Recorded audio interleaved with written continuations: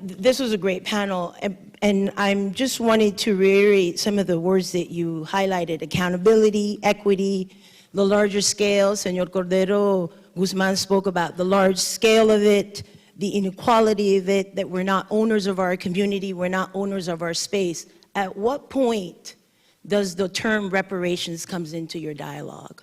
At what point does restorative justice come into this conversation of the day? Because if we're talking about an inequality that is so deeply rooted, that has not been able to come up, it's about reparations, it's about restoring. We were not set up to be equal in this playing field. So at what point does reparations come in to the terms that you are putting out today to address the inequality that exists?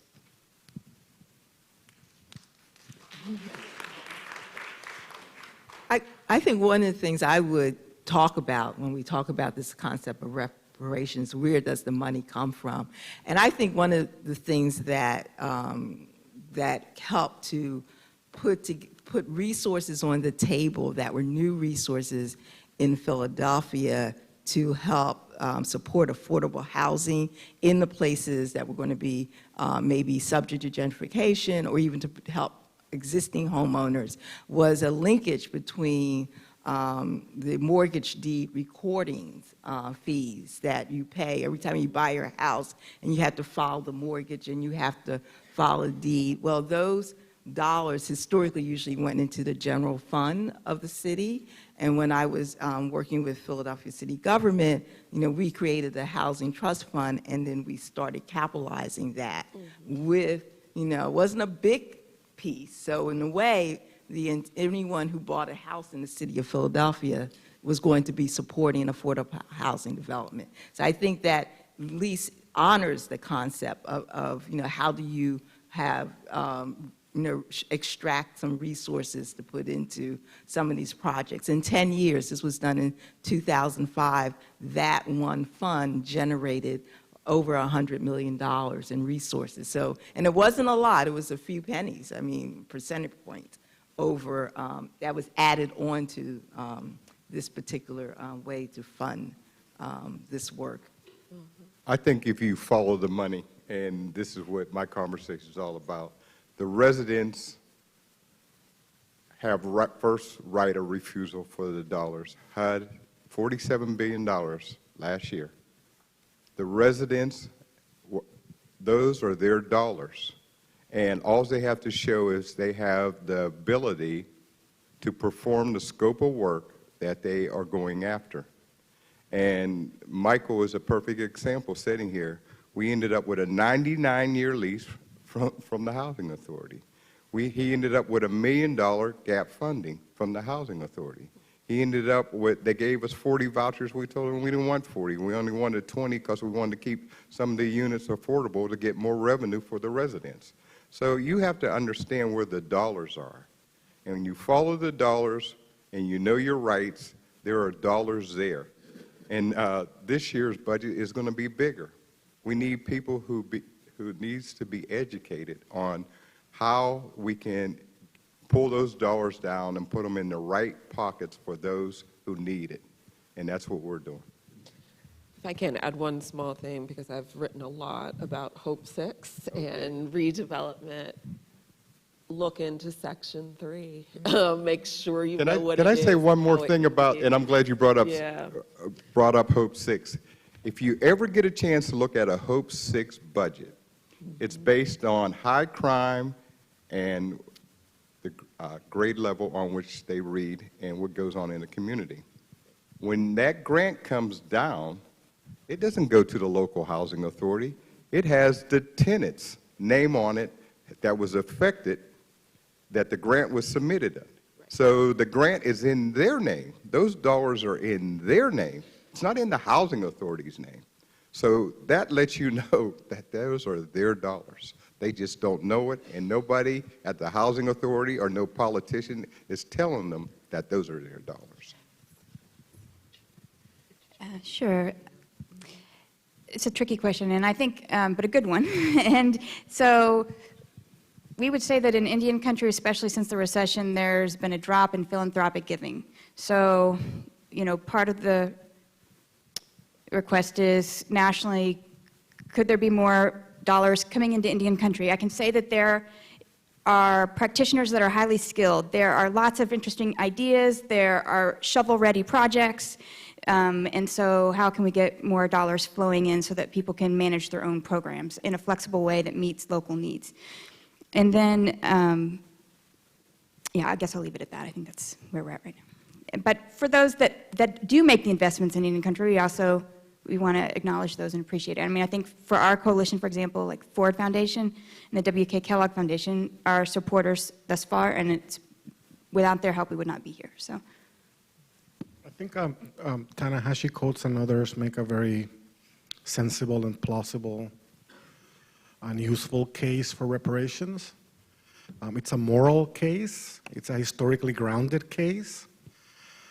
But politically, in this country as is, it's an extremely difficult one. And the challenge that I see is I wish we could spend 100% of our energy pushing that and still had another 100% left over to do everything else we need to do to stop racism as it happens today. Because the challenge with reparations is, let's say that we can put a price tag on it tomorrow, and someone says, that's the kind of check you want, here it is, good luck. And then from tomorrow on, you're on your own. And if we don't change the institutions and the structures that affect our lives every single day, and even the way we're seen and valued, which is something that goes beyond any kind of price tag you can put on it, we may find, or our children and grandchildren, if they're so unlucky, may find themselves 50 years from now in exactly the same debate as we are today, but with one tool less in their toolkit, because someone's going to say, so what happened to you all? We gave you all the money you guys were asking, and you're still losers. So I'm not trying to dissuade the case. I think it's one, again, that should be pursued as vigorously as possible. And I think the African American community singularly has a case to make. The Native American community singularly has a case to make. I think there are certain parts of this country that were parts of other countries at some point too. And maybe those communities could have a case to make. And I come from a little island in the Caribbean that at some point, some president and some Spanish king started fighting with each other, and it became part of the US, and here we are. So I think everyone can kind of make the case, and I think it's useful for the historical record that that is done. But you know, let's say I have 300% of my energy, I'll put 100% on that and 200 on the fight we need to fight today to make sure that those same institutions that Mr. Berry and others have been pointing out exist today to not reduce the inequality that exists today, to not distribute the resources that exist today in an equitable and fair way. We need to fight on all fronts, and I appreciate you raising that issue, because it is, again, as I see it, as a moral argument that questions not just why we are where we are, but how others ended up where they ended up, and that it isn't simply a result of any particular work ethic or merit, but that there are whole social structures and whole attitudinal structures that propel certain people forward and put some really heavy winds on the faces of others. And I think so long as, I would start with the winds, and then maybe I'll put more gas on one car than the other. But there's enough problems to go around, and I do appreciate you bringing it up. Oh, perfect. Yeah, I'm sorry, I was looking everywhere but here. That's okay. Go Good right afternoon, Chelsea Cruz, Federal Reserve Bank of New York. On the topic of changing the system, our nation's public assistance programs are incredibly vital, but oftentimes those programs come with very restrictive asset limitations, eligibility requirements that penalize savings and ownership and are counterproductive to our goals of helping low-income families achieve economic security. and families that participate in this program face an incredibly high level of scrutiny and fear and are completely disincentivized to build assets. So I wonder if the panel could speak to how we can implement policy changes that changes that paradigm and ensures that we are encouraging asset building in low-income families and ensuring that the situation that Mr. Berry spoke to of exacerbating multi-generational poverty stops. First of all, what a great question from someone with the Bank of New York. Wow. I want to turn to Ms. Bensel first and let you respond to that, and then if anyone else has anything they want to add. You talked a little bit about some of the, I guess, alterations to the Native TANF program, but I wonder if you could speak to that broadly. Okay, sure. And I also just need it, from that last question, I was remiss in also we absolutely would not be here without First Nations Development Institute. Sometimes I think of them as a funder and otherwise as a kind of community development organization, but they do both. So thank you. Yes, okay, so for example, with individual development account programs that are funded by federal sources of funding like Assets for Independence, that particular legislation, it required that for anyone applying for the funds, a tribe had to partner with a 501c3 instead of applying on their own as a sovereign nation. This has caused underutilization of funds and has been a problem. So we ask for an adjustment on that. We also, it is difficult to get the admin funds to pay, for these programs. So with some of the other sources of funding that are federally available, it would be great if some of that ratio could be increased. If in the push for universal children's savings accounts, which we also support, but admittedly, even if we have them, there's still going to have to be customizations to meet local community needs. If by chance this legislation goes in a certain way where some of the funds would be allocated for nonprofits to then help administer the program, we ask that that same mistake not be made, where sovereign nations be left out as an eligible entity to apply on their own. And we also ask that the children's savings accounts, regardless of what people are saving for, doesn't have to just be for post-secondary education, that they that broad allowable use be included. So those would be a few quick ones. The tribal TANF is still actually in process, that request, and we have received some administrative policy guidance back that we have then posted on our website and tried to get out nationally about tribal TANF and children's savings accounts. But this asset limit is really a challenge. And so, quite honestly, the most conservative route that we can go in Oklahoma is to open the children's savings accounts through the Oklahoma 529 College Savings Plan, because any of those assets that are in that plan are exempt from the asset limit question. And we're opening accounts with a lot of families at 200% of the federal poverty line. Even working families that are tribal employees, that's who's showing up, to open the accounts for their kids. So, yeah, that's definitely an issue. I wonder if anyone else on the panel could speak to some of the ways that you've seen, or the specific restrictions that you've seen in the way that they are sort of served to be counterproductive in terms of wealth building. Asset limits, I think, are there to ensure that the limited resources go to what Julius Wilson used to call the truly disadvantaged, right? But they've become counterproductive because the group of the truly disadvantaged extends beyond the narrower truly disadvantaged, right? There's the truly disadvantaged, the truly disadvantaged, and the rest of us that are a paycheck or two away from getting there. The problem exists because we start in zero. And if you worked a little and then were an aide for a little bit and accumulated something and got a little asset, which is what we want people to do, but if you were too successful at doing what we want you to do, then we're going to penalize you big time. So I'm a proponent of what's called the guaranteed minimum income. So if we start at zero and you get to 20, it looks like you have 20,000 more than zero. But if the zero becomes the 20, then 40 is 20,000 more than zero, not 20. So I think we need to rethink the way and we may be actually tied to the reparations question.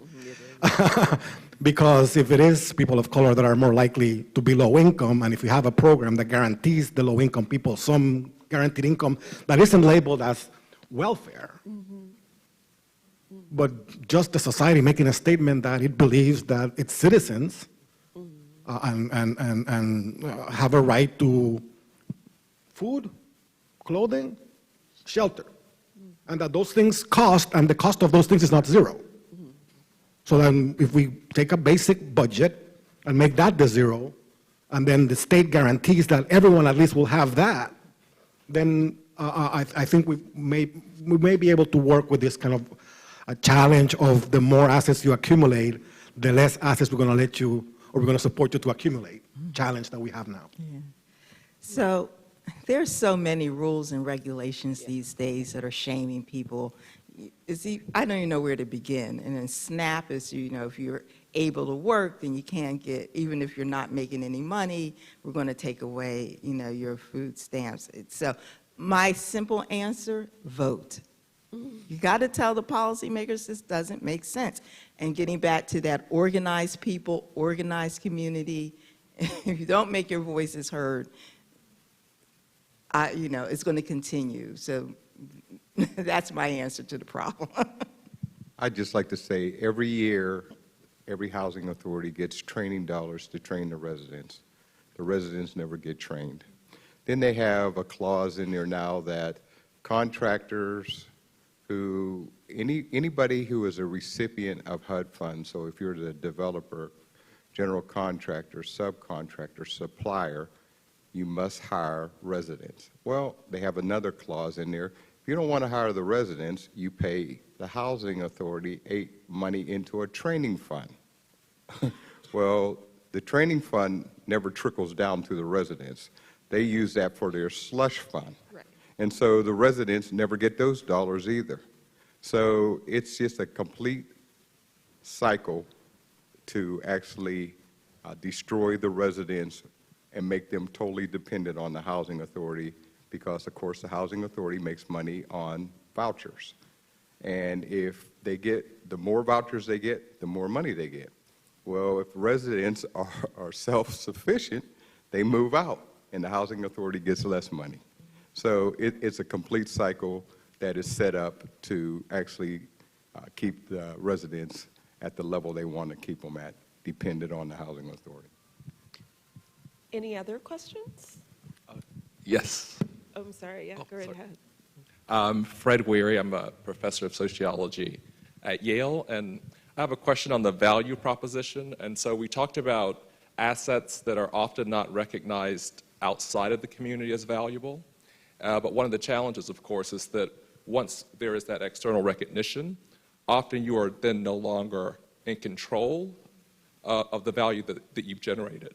So what are the strategies for maintaining control over value as it begins to be recognized? Would anybody in particular like to, it's a great question, but I wonder if anyone would like to take it. If I can add, and correct me if I'm wrong, but it sounds like what you're referring to is, for instance, the ways in which, like in Harlem, I used to live in Harlem too. The gospel choir tour is very popular with tourists and frankly others from around the city. But now that it is a known quantity, it is not completely within the control, I guess I should say, of the churches where the actual singing is taking place. Maybe that's a good, is that an example of what you're referring to? Yeah, that's an example, and also sort of as places become known for outsider art, et cetera, and I live in Harlem now, so you just see it. And one of the comments someone made to me when I moved to Harlem is they said, "Oh, that's the nice part.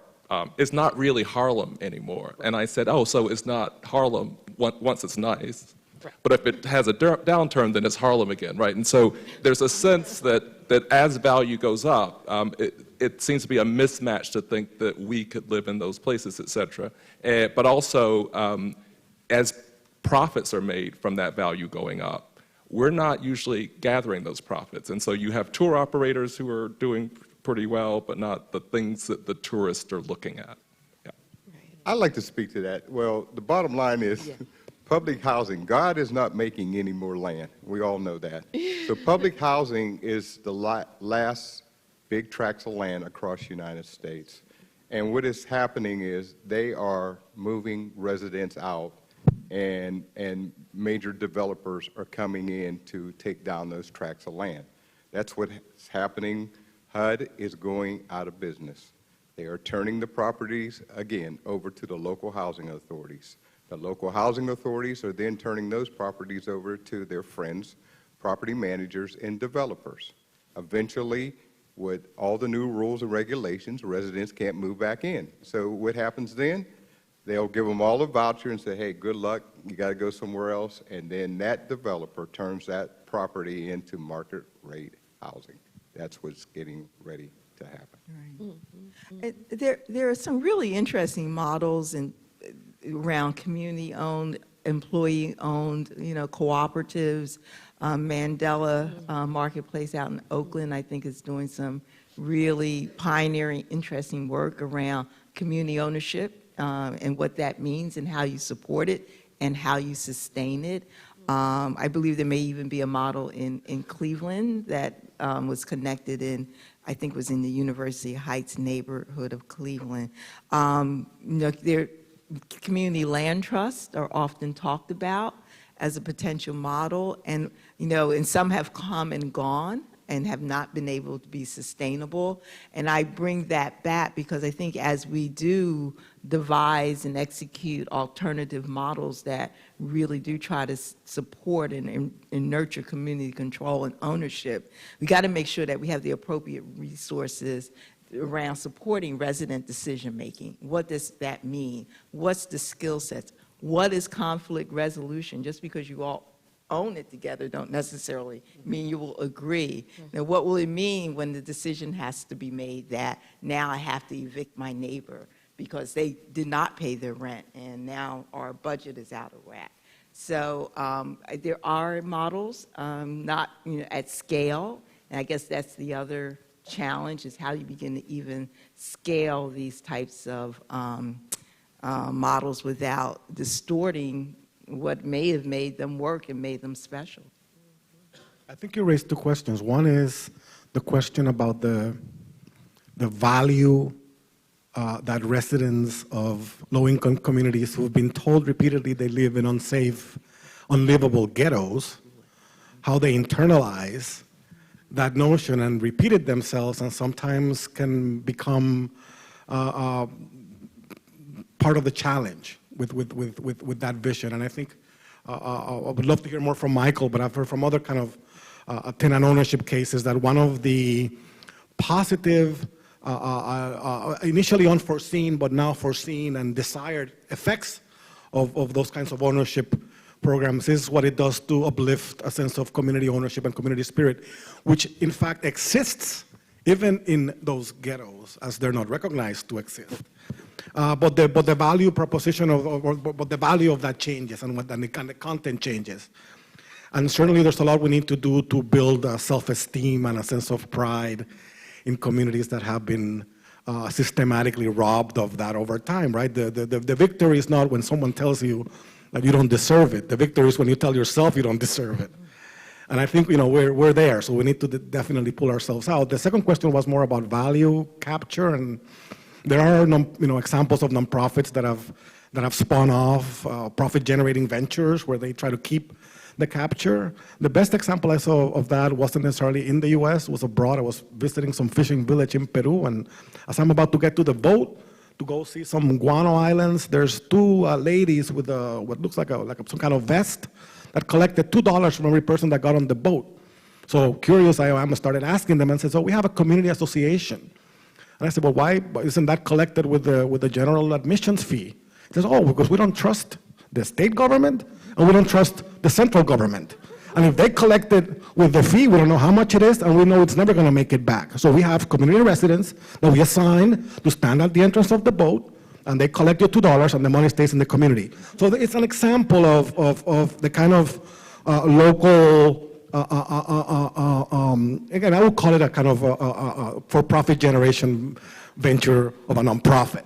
And that money belongs to an association that supports projects and supports the buildup of the area to make sure that it continues to be attractive for tourists, so they reinvest part of it back. And part of it, because it's the form of a co-op, takes the form of some profit sharing. Why should they not make money of people? Why should the churches in Harlem not make money? And I'm sure by now they ask for collection and for volunteer, but that still appeals to, when you want to go to Broadway, they don't say, well, you voluntarily want to pay. No, you don't pay, you don't go see the show. So I think we should treat our cultural offerings and products. And in fact, one of the biggest complaints I hear in gentrifying neighborhoods is precisely that one. That we've had and maintained some cultural assets and cultural presence that was the key to our survival in this neighborhood that nobody wanted. And now all of a sudden we're like tourist attractions. We made it safe for people to come in. They come in, they get the housing cheap, it appreciates for them, and now the next level is they want to come to our cultural institutions and kind of take them over, and when we ask them to make a contribution, they go like, well, I thought this was supposed to be for free. So there's a lot we need to do both on the kind of value capture end and on the self-image end to empower residents and tell them, you do have a right to receive compensation for those goods and services that are produced in the place where you live. Did you want to add something, Ms. I'll just be real brief, but I mean, I think admittedly, nationally, from the native asset building in, people are just slogging through and trying to make it work. And I think our program, a lot of programs are very innovative and interesting, but maybe other people don't even know they exist. They're not very sexy to them right now because it's just hard for people just to kind of make them work. So, if we can get those policy changes so that the money can be directly applied for by tribes or native nonprofits to actually implement the programs too, that always helps in those instances where that's not always the case.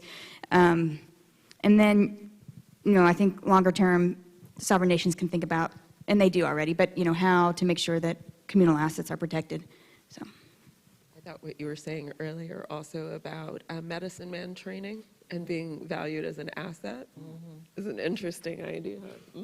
It's right in line with what you were speaking about. Wonder if there are other questions in the audience. I got one. Right here. Thank you for your time and your wisdom. So I was sitting here contemplating, trying to put together something, and I asked my friend over here, what does equity mean? And so he created this formula, right? Math equation using words and symbols. And it says value minus what you owe equals equity, right? And so then I started trying to think of like strategies and solutions, stuff like that. And so I was like, well, a lot of times we seem to be dependent on a company that's in a whole lot of debt, like trillions of dollars of debt, which means they owe trillions of dollars, right? So if you have the value minus what you owe, if it doesn't come out to above value, can you really depend on that type of company to provide you with the solutions that you need, right? And so it says the color of wealth. So it says up there the color is blue, but then we haven't talked that much about colors, but there's black, there's brown, and the main color is definitely green, right? And so we're in Washington, D.C., where, a lot of green things are legal here, We just celebrated 1 year of Initiative 71. But they also just passed something where they're banning a social ban. So like past 7 to 6, whereas you can't use it socially in like bars and clubs to make money. But prisons can still make money off of it. They're still doing that part.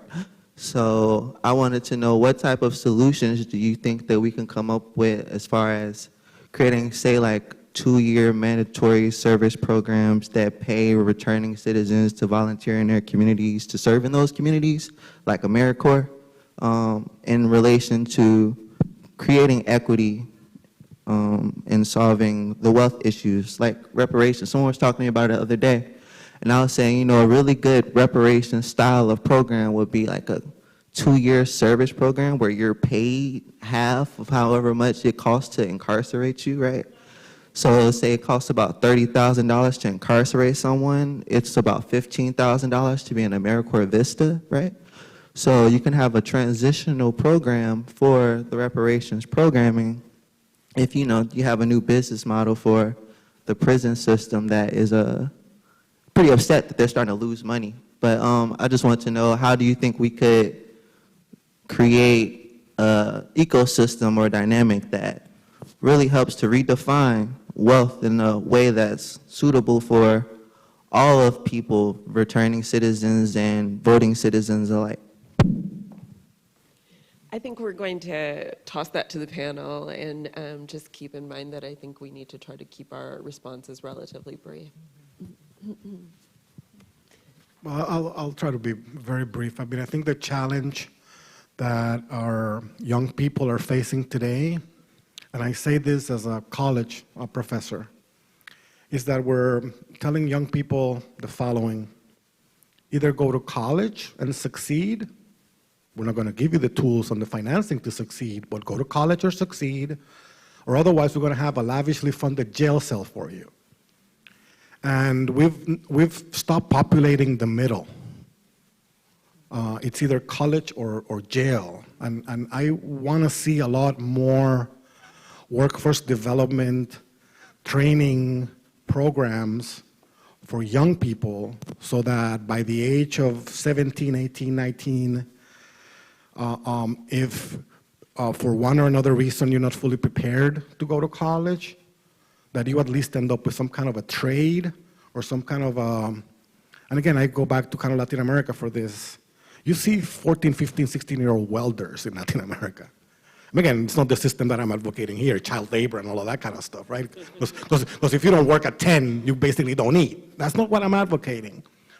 But there is some value to be had if you're 17, 18, 19, 20, and you do have some electrical, plumbing, some concrete skill. And I'm not talking here about tracking. I'm not talking here about taking the brown kids at grade 1 and saying you're going to be the plumber and that other white kid over there is going to be the physician. That's not what I'm suggesting. But I am suggesting that when we think about our planning and our support structure and infrastructure, we are leaving young people with an all or nothing proposition that for many of them, because we don't have the tools to help them succeed in college, becomes a nothing. On the Vista AmeriCorps, I'm huge on volunteer. Anything we can do to connect young people of color to more opportunities, we should do. But I have the same feeling I have sometimes when faculty discussions happen about diversity, and perhaps the professor can relate to what I'm trying to say. Most of us professors of color work in departments where we're basically 1 or 2 of 20, 30. And then sometimes we bring up and we say, well, there's not enough professors of color here, maybe not enough students. The first thing the chair says, well, let's have a committee. You're going to be on the committee. Good luck dealing with diversity for the next 10 years. Our kids of color in the inner city need as much help and as many programs as they can. But the problem is not necessarily with them from a public policy perspective. So I would want a program where I take rich kids and make sure that they have to go through the same experience of 1 year being in the inner city or something. I don't know how I would guarantee that. Don't ask me how I would make it happen. But to me, it seems like the challenge is that the victim is always asked to contort him or herself and to do more and more and more to stop their victimization, when in fact the victimization is not coming from them, but it's coming from external sources. So I hope that we do provide as many opportunities for inner city young people as possible, and those programs sound like great programs.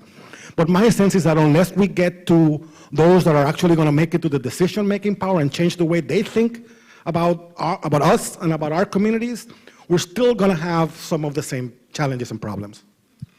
Well, I thank you. Certainly, you've left us with an intriguing set of ideas to think about and also a challenge. So I thank the panel for, I think, a very interesting discussion. I've made a lot of notes to myself about things I need to look up or read about. And I'm going to turn the floor back over so that we can introduce our featured speaker.